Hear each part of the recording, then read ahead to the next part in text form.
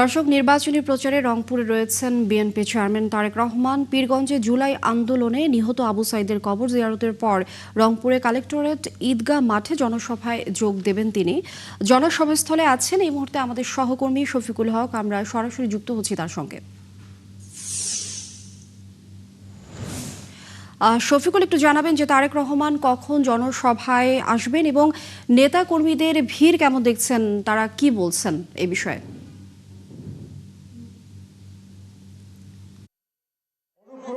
আপনারা একটু বসে পড়বেন, একটু কষ্ট হবে আপনাদের। দুই যুগ পর রংপুরের এই মাঠে তারেক রহমান বক্তব্য রাখবেন এবং প্রধান অতিথি হিসেবে আগামী নির্বাচনের জনসভা এবং প্রধান অতিথি হিসেবে কথা রয়েছে। তবে ইতিমধ্যে তিনি বগুড়া থেকে, আপনি জানেন এর আগের খবরগুলোতে দেখিয়েছিলেন কর্মীরা যে তিনি বগুড়া থেকে কিন্তু রংপুরের পথে রয়েছেন এবং জুলাই যোদ্ধা আবু সাইদের কবর জিয়ারত করার কথা রয়েছে। আমাদের সঙ্গে একটু এখানে মিডিয়া সেলের আহ্বায়ক সংসদীয় আসনে আমরা একটু তার কাছ থেকে ধানের শীষের সংসদ সদস্য পদপ্রার্থী কত সময় লাগতে পারে এবং আজকের এর বাইরে আর কোনো কর্মসূচি রয়েছে কিনা? ধন্যবাদ।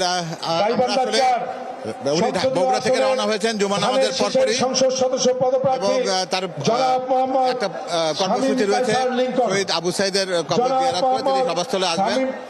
তবে রাস্তায় যেরকম জনস্রোত আমরা দেখেছি এবং জনগণ যেভাবে তার কাছ থেকে তার বক্তব্য শুনতে চাইছেন, সুতরাং এরকম কোনো রাস্তায় যে সমস্ত প্রতিবন্ধকতাগুলো তার হবে সেটা বলতে পারি যে এগুলো একটা ইতিবাচক প্রতিবন্ধকতা, যেটা জনগণের উচ্ছ্বাসের সারাটা সেখানে তিনি দেখবেন। তো নিশ্চয়ই তাদের জন্য তার কিছু কথা যদি তাদের উদ্দেশ্যে তিনি বলেন, সবকিছু মিলিয়ে এখানে আসতে আমার মনে হয় নির্ধারিত সময় চাইতে বেশ কিছু পরে তাকে এখানে পৌঁছতে হবে। তো এখানে তার যে মূল আসার উদ্দেশ্য হচ্ছে যে এই 19 বছর পরে উনি এলাকায় আসছেন এবং এই এলাকার মানুষের সাথে তার অনেক আগে থেকে সংযোগ রয়েছে। বেগম খালেদা জিয়ার জন্মভূমি এই রংপুর বিভাগ, আপনারা জানেন সবাই।